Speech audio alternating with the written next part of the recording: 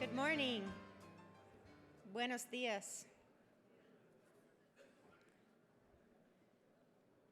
Good morning, everyone. Hello, I am Tanya Trujillo, the Assistant Secretary for Water and Science at the Department of the Interior. This morning, it is my honor to introduce our friends and partners who are water leaders from the U.S. and Mexican sections of the International Boundary Water Commission and Mexico's Secretariat of Foreign Affairs in Mexico City. I have the honor to introduce the panel, and then they will be providing remarks. I would first like to introduce my friend and colleague and partner for many years, Commissioner Adriana Resendez. We welcome her back to CRWUA in her new role as the Mexican Section Commissioner. Engineer Resendez has 23 years of experience at CELA in the areas of operation and engineering, previously serving as Principal Engineer of Operations and as Deputy Director of the Colorado River in the Engineering Division. She has participated in the negotiation of many commission minutes alongside with us. Her educational background is in hydraulic resources, and she graduated first in her class in civil engineering. Commissioner Resendez is the first woman to serve as the head of the Mexican section of CELA.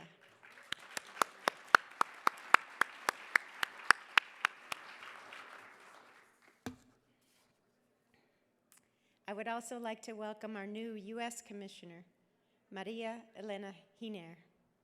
Dr. Hiner previously led the Border Environment Cooperation Commission, an institution that developed environmental infrastructure along the U.S.-Mexican border. During her tenure at BEC, she focused on policies that addressed U.S.-Mexico cooperation on water, energy, and climate change. The commissioner holds a PhD in public policy and is also a registered professional engineer. And finally, yes, thank you. It's a little humbling to be on the stage with these women. And finally, I have the honor of also introducing the director from Mexico's Border Affairs, and I'll introduce him. It is Mr. Pablo Galvez. Thank you. Pablo serves in the vitally important position as the Director of Border Affairs at Mexico's Secretariat of Foreign Affairs. And prior to joining SRE, Pablo served in private firms working closely with Mexico's federal Congress and federal agencies on a broad range of issues. He is also a businessman, founding Mexico's #2 brand of mezcal.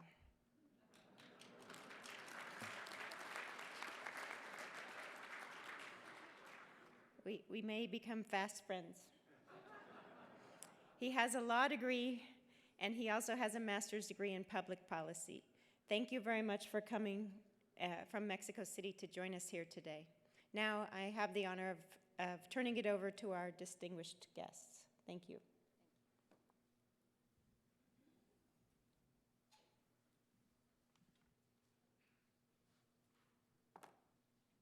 Good morning, everyone. Can you hear me?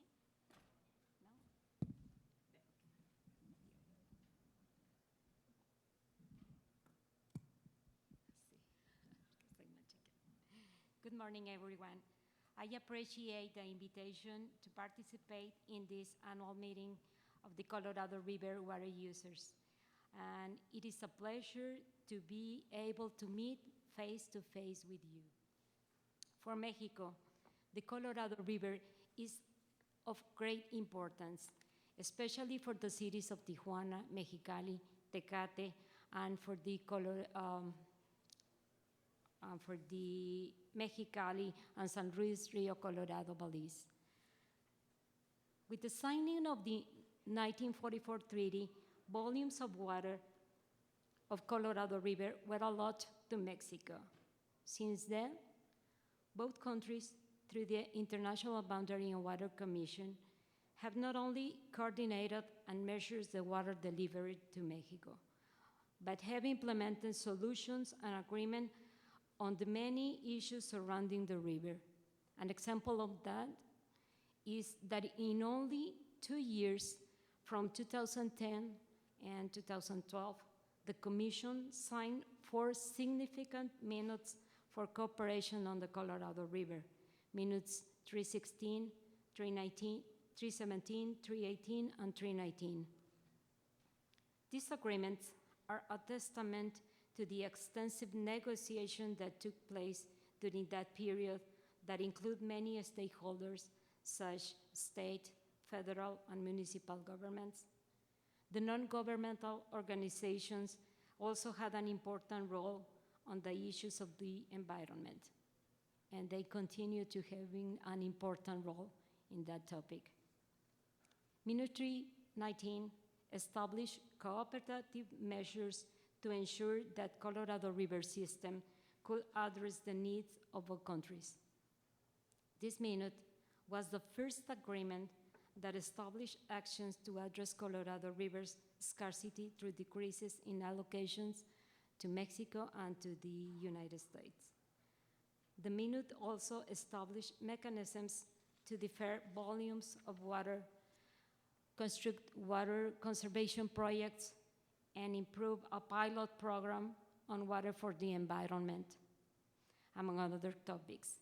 Subsequently, based on our experience implementing Minute 319, we established a new agreement, Minute 323. The most recent minute not only defined actions to reduce deliveries in case of shortage, but it also established a binational water scarcity contingency plan that determined the savings volume needed to protect lake mid-levels.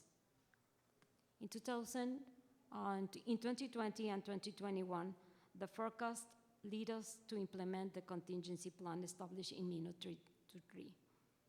Now, in 2022, for the first time since the signing of the 1944 Water Treaty, reductions will be applied to the allocations to Mexico and the U.S. lower basin users, in addition to the voluntary savings in the plan. This is a historical moment for us, and I think because of the Minute 323, we are prepared to face that reductions.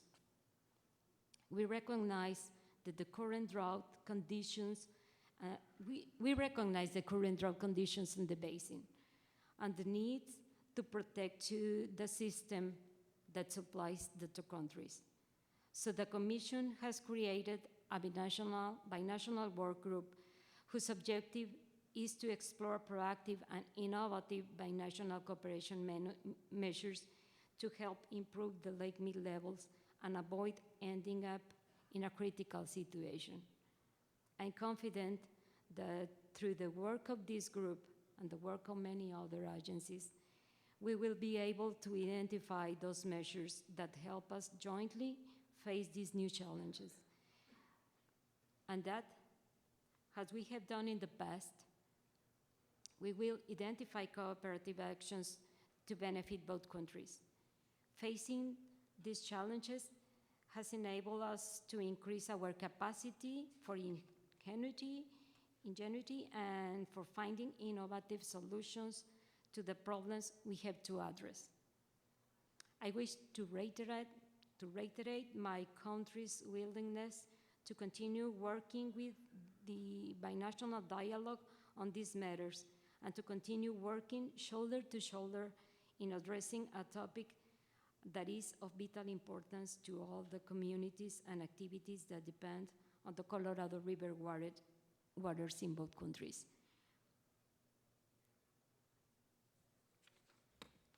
I have another word.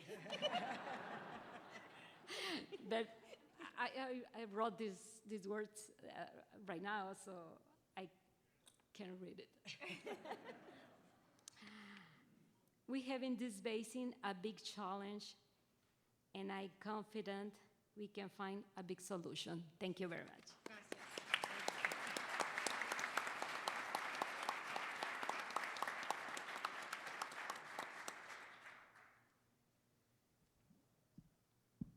Good morning, everyone. I'm Maria-Elena. I'm the commissioner for the U.S. section of the International Boundary and Water Commission. And this is actually my first CRWUA conference. And from what I understand in past CRWUA conferences, you had two male commissioners and you had a male Bureau of Reclamation or a male Bureau of Interior. And so they used to call themselves Los Tres Amigos. Well, now, I'm sorry, Pablo. I'm sorry for you. Now I tell people, well, now we've got females in these important positions. We're not going to call ourselves Las Tres Amigas. We're going to call ourselves Las Chicas Superpoderosas.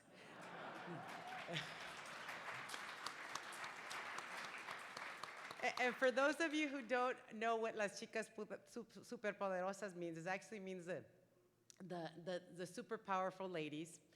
And the cartoon in Mexico for Las Chicas Poderosas is the Powder Puff Girls, but we are not the Powder Puff Girls. We are Las Chicas Superpoderosas. So with that, I'll go ahead and start my presentation. Well, as my colleague, Commissioner Resendez mentioned, the 1944 Water Treaty is really an important moment of collaboration between the two countries. IBWC is one of the oldest agencies, and it has a lot of precedent and a lot of institutional memory. And with this treaty, it obligates the United States to deliver 1.5 million acre-feet of water per year to Mexico.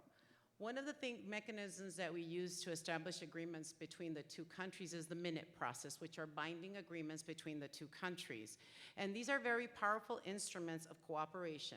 In this case, as my colleague Adriana mentioned, is that the minute 323 is the comprehensive U.S.-Mexico agreement signed in 2017 that addresses a range of U.S. cooperation on the Colorado River, specifically for water scarcity and low elevation reservoir conditions, including establishing a binational water scarcity contingency plan that mirrors the U.S. Lower Basin Drought Contingency Plan.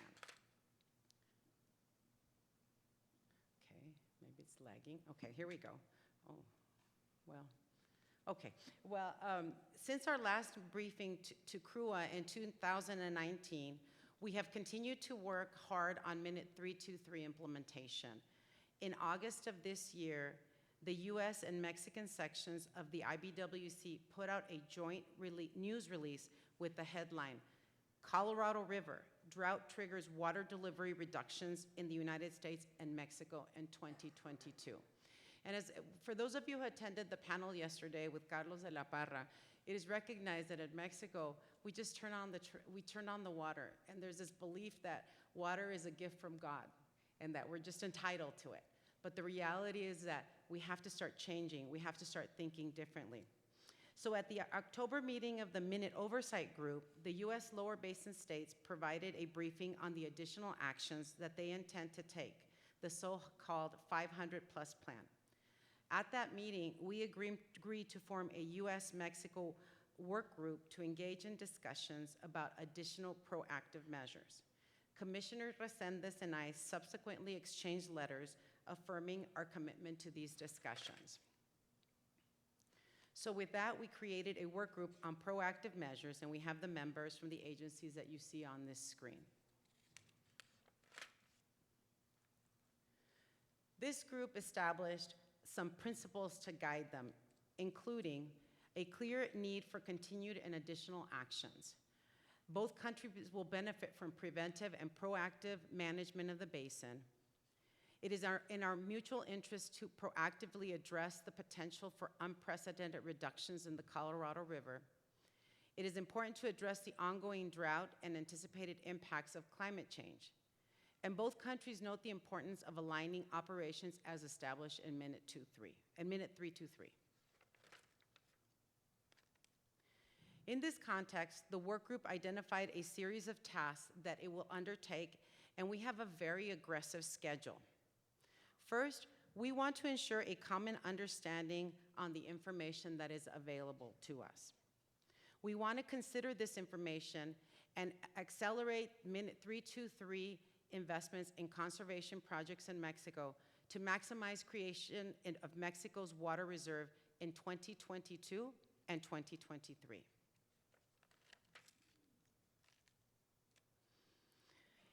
We also want to evaluate a range of potential actions in the United States and Mexico that include following. This would result in additional water conservation through 2026.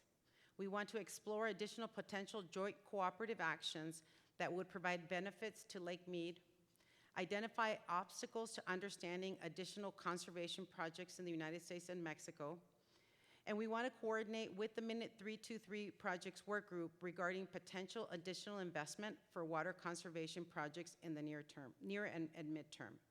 And of course, we have to recognize our NGOs and the collaboration that we need to do with them, as they are our boots on the ground. There is a deliverable that will come from this work group, which will include a list of actions that will create additional water from Mexico's water reserve in 2022 and 2023 to complement additional actions being developed in the US. Funding for additional water conservation projects in the US and Mexico. And one of the most things that we really reflected upon is upon the need of communication strategies, especially amongst our agricultural people that we serve, and the need for additional conservation that is going to be needed. In the past, most of the projects that we have had come forward have come from top down, but working with the NGOs, we have realized that now it's time to have these projects come from the bottom up. Minute 323 provides certainty for water planning, especially in shortage. Storing Mexico's water in US boosts Lake Mead elevation, and cooperation and transparency will benefit all of us and avoid conflict. Finally, I want to conclude with this, is that there are benefits for all, and I think that's one of the things we've talked about quite a bit in this, is that we all are in this together, and this is a very monumental effort where two countries come together and find a solution to serve one border and one region. Thank you.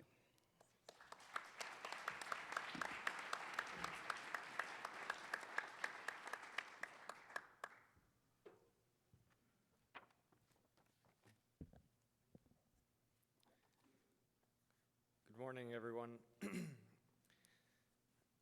On behalf of, well, my name is Pablo Galvez. I'm Director for Border Affairs at the Secretariat of Foreign Affairs of Mexico. And on behalf of Roberto Velasco, who is the Undersecretary for North America, I appreciate the invitation from CRWUA to participate in its annual conference here in Las Vegas. It's been a fantastic couple of days, and it's been great to meet everybody here in this very close-knit community and with some powerful solutions and you know, everything that's been signed in this couple of days and what we'll be working on is we're very enthused to be part of. So for the Ministry of Foreign Affairs of Mexico, the decision of the Board of Trustees to invite a representative from Mexico's federal government to these annual meetings is very meaningful because it denotes the interest and importance of strengthening the cooperation between the United States and Mexico on issues related to the Colorado River Basin.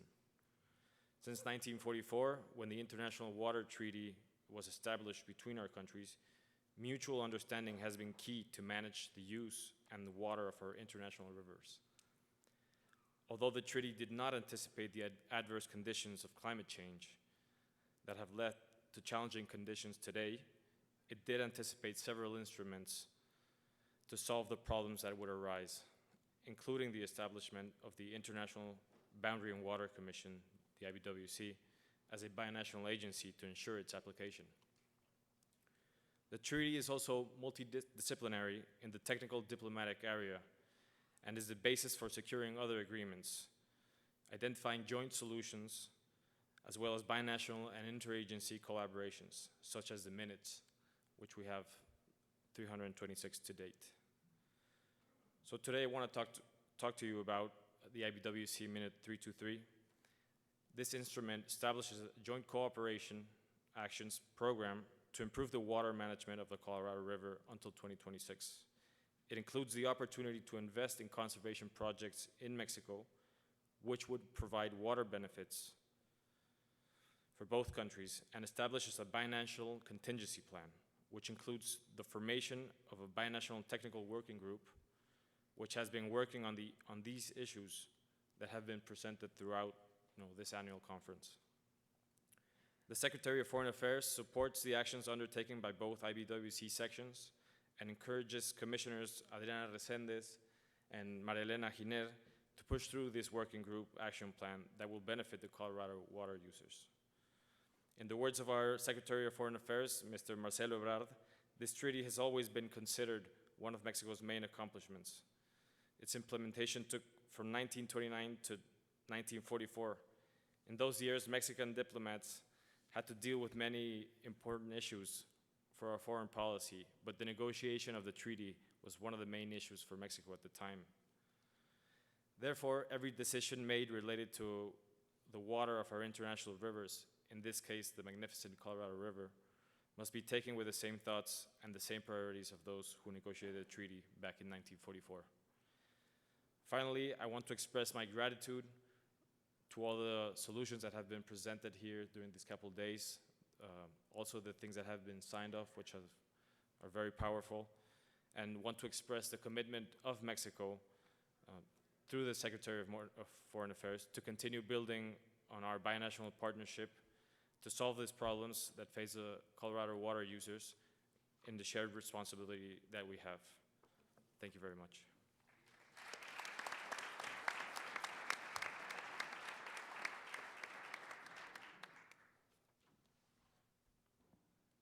Muchas gracias. Thank you, Commissioners Resendez and Giner and Senor Galvez. I would now like to invite the principal engineers from the U.S. and Mexico section, Engineer Ramon Macias and Engineer Antonio Rascon. Please come to the dais for signing of an important agreement. Section 8 of Minute 323 is the environmental section of the minute. It discusses how the United States, Mexico, and non-governmental organizations will cooperate to provide water for the environment. However, the minute itself does not contain the detailed procedures that are necessary to implement some of those environmental provisions. As a result, for many months, a small binational work group has been meeting to develop those procedures, and the work is recorded in a technical document of the International Boundary Water Commission. The report has a long title. It is called the Joint Report of the Principal Engineers with the Operational Provisions Applicable to Water for the Environment stipulated in Minute 323. The report provides the details that are necessary to help us implement the environmental section and to account for the environmental water deliveries. The principal engineers will be signing the joint report in both English and Spanish. Thank you very much.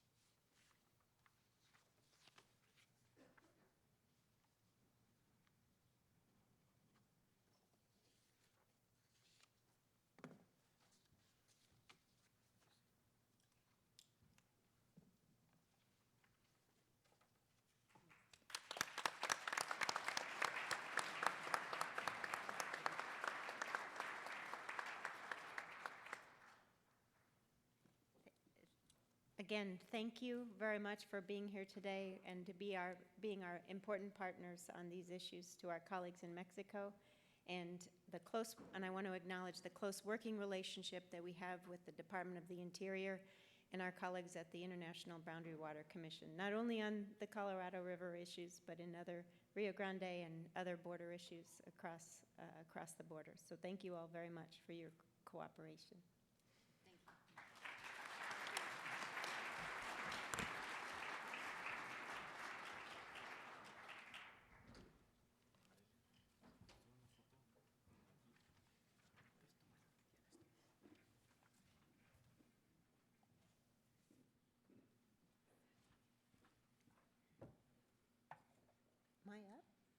I up? Okay.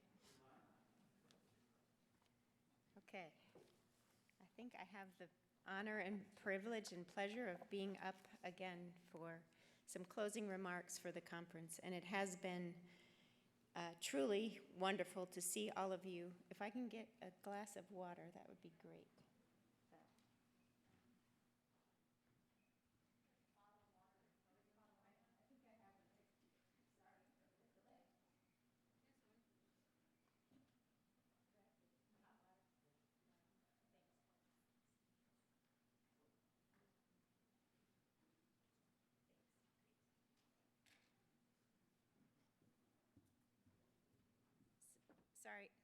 Sorry about that awkward beginning.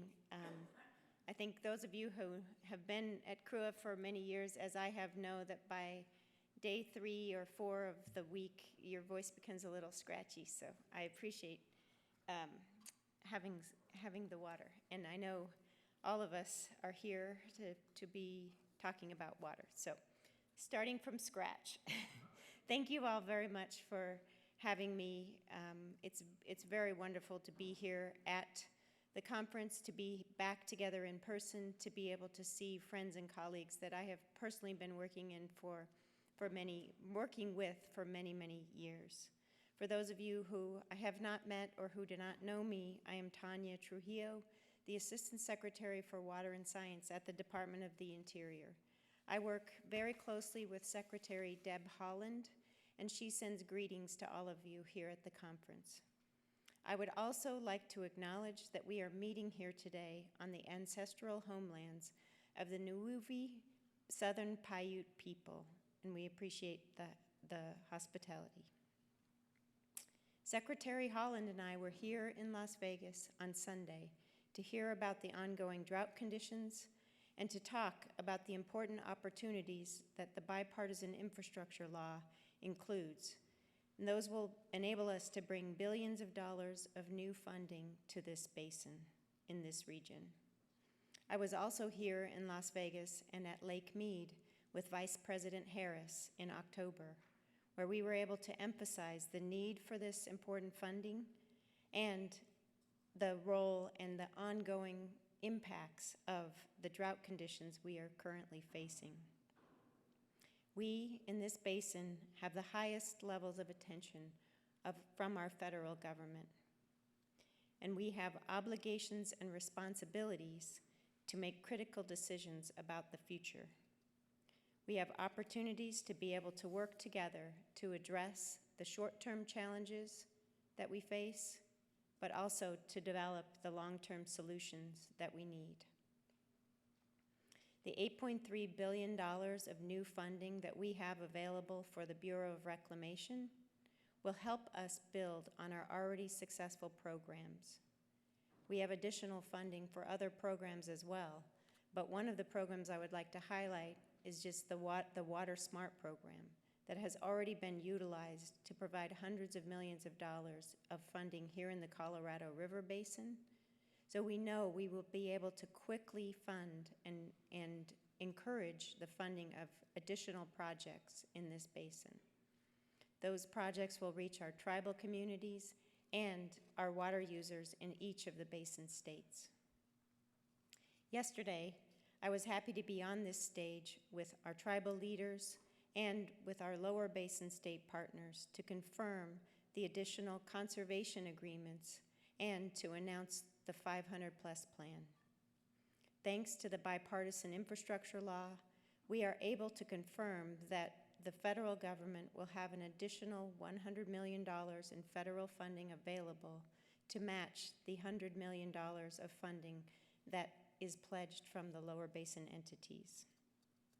That funding will support the generation of 500,000 acre-feet of additional water savings in the basin, and that will help us reduce the current reservoir declines.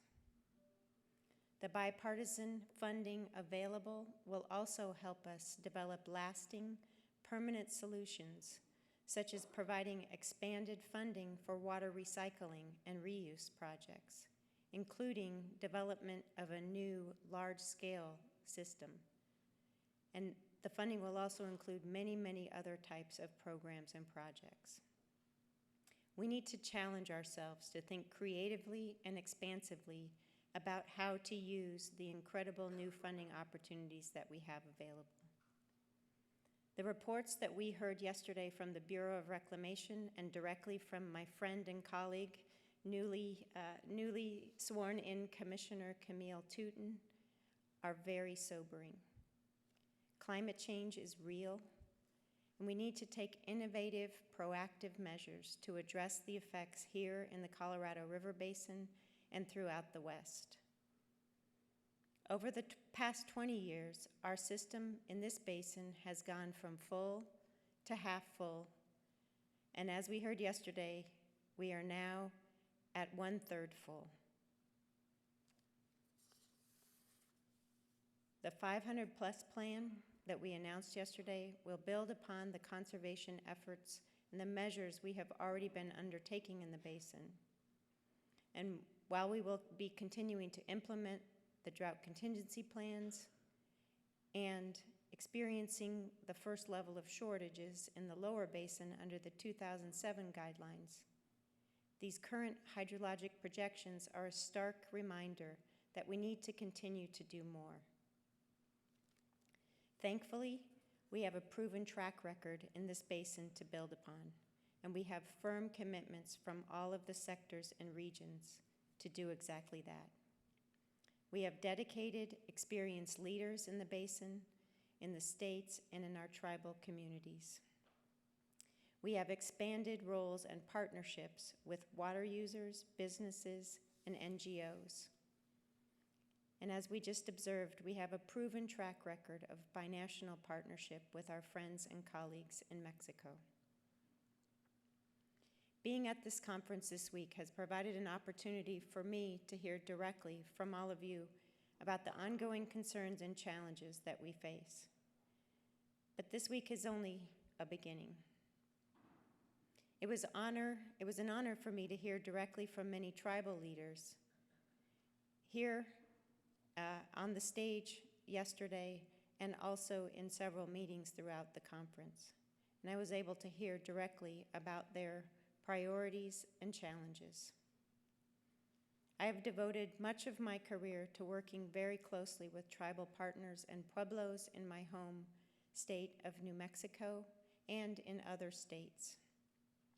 And I have the honor of being designated by Secretary Holland to lead and establish the first ever tribal listening session with Secretary Holland and tribal leaders early next year. We will also be continuing to expand upon our government-to-government consultation process, and I assure you that the tribes will be included in the decision-making process when we begin that in connection with the development of the next round of the operating guidelines. We want to hear from all of the leaders and water partners in the basin as we begin to design a creative process to develop those solutions. Today, we have to be able to do two things at the same time. We have to be able to address the short-term emergency concerns that we're seeing as a result of the continuing dry hydrology, including the potential for Lake Powell to drop to levels in the near future where it will be unable to generate power.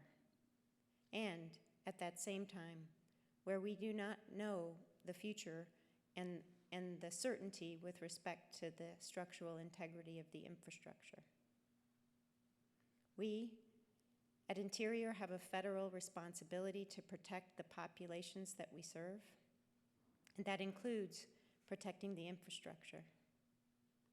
I have asked reclamation staff to prepare options for consideration in case we see these continued dry trends continuing. In addition to the short-term emergency decisions we will be making, we also need to be very real about the challenge of building long-term solutions in this basin. And we will be able to do that in partnership with all of you and all of the interests in the basin. As we look ahead, the need for new operating rules is on our minds on a daily basis. We expect we will be making decisions about our approach to the post-2026 period later this year. I am very pleased to be working with incredible engineers, hydrologists, and technical professionals at the Bureau of Reclamation who will be guiding and leading that process. And I thank them for their continued public service to this basin. As we approach the milestone of the 100th anniversary of the compact, which was signed in my hometown of Santa Fe, New Mexico, we will remember our recent history in this basin of working together. We have heard about many of the examples this week and in our prior conferences. Those examples will be the foundation for the pattern that we will seek to follow in the months and the years ahead. We recognize that there is much work to do. I'm very grateful for being part of the community, and I take the responsibility very seriously of the new position that I hold.